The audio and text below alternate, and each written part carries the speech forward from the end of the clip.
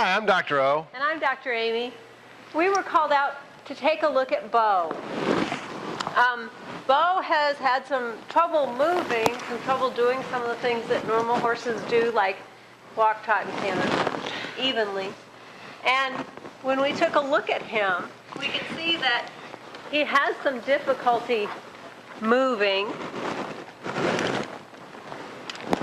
He tilts his head just a little bit. He's not horrible that way. There we go. He twists a little, though. But what we did notice about him was anatomically he's unbalanced from his head to his tail. And this is something we can show you so that you'll be able to look for it in your horses, those horses that you wonder, why don't they ever hold their chiropractic adjustments? Or why don't they trot right? Or why don't they take their one lead or the other? And why on some horses we have to have a team approach.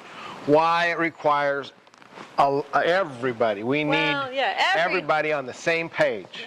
Everybody. This, to fix Bo's problem, is going to require a team from his dentist to his farrier to his chiropractor.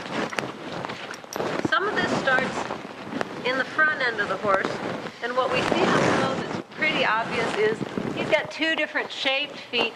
His right front foot is more narrow and tall. His left front foot is wider. And if you look at his coronary band and hairline, we can see that he's actually quite a bit taller. He's actually quite a bit taller on that right front. But that club foot, that's congenital. It's birth defect. He's had that ever since he was born, He's had that right? from sensory input and imbalance. Oh, okay. What happens is sensory input to this horse determines how he's going to grow and develop. He's probably got some GI tract irritation in his cecum, which happens to be on this right side. So he's got muscle spasm in that right shoulder, which brings that foot up, causes it to be painful to put the heel down when he walks, and so he has some difficulty there. Unless we fix his GI tract and trim the foot so that he can land heel first in conjunction with some chiropractic that helps to loosen up the shoulder, we will not be able to get that fixed. Bo has another telltale sign of asymmetry, which he's not as willing to let us see, but once we get his mouth open,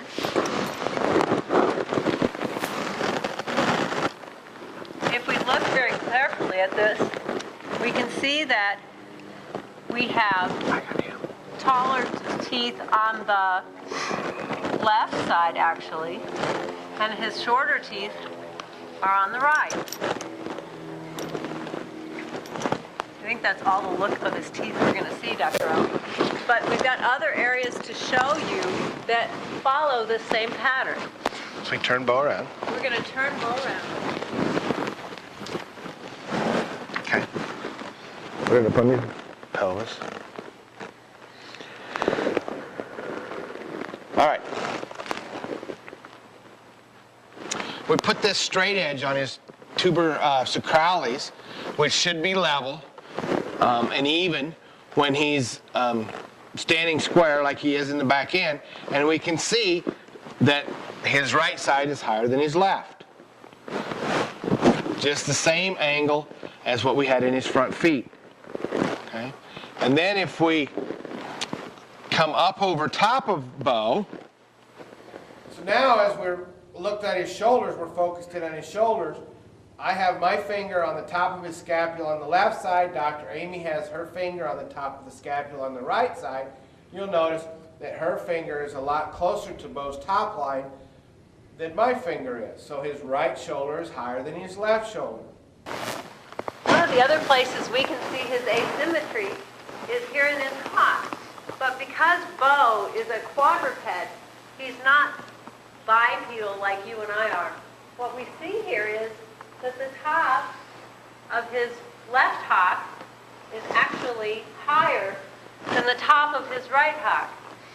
And the reason for that is that because of the shift in the way his hip sits it actually drags this left hock forward or more up. So we actually end up with an opposite position in the hock than we do in the front end. Dr. O, how are we going to fix this horse? He's got so many problems. Who do we start with? Well, you know, we can start them all at once. We can start a little bit at a time, depending on what your time frame is as an owner. And there again, depending on what your Time frame?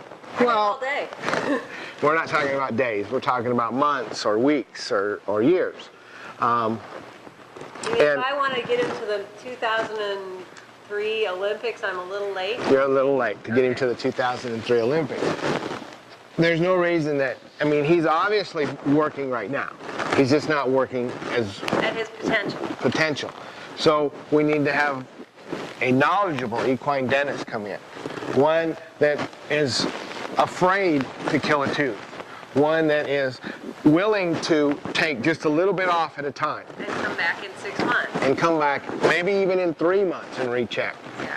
Because they realize that if we take too much tooth off, we change the entire way this horse moves. And we can't do it that quickly. You can't put it back on. We can't put the tooth back on. And if we spend too much time on any one tooth and kill that tooth, it's gone forever. And then we're going to have some serious complications. Some serious balance issues and oral damage, yes. We need to have a farrier that's willing to come in and work with us and very slowly get that foot back to a normal shape. Well, maybe over 2 or 3 trimmings. We're not going to make the coronary bands even in one.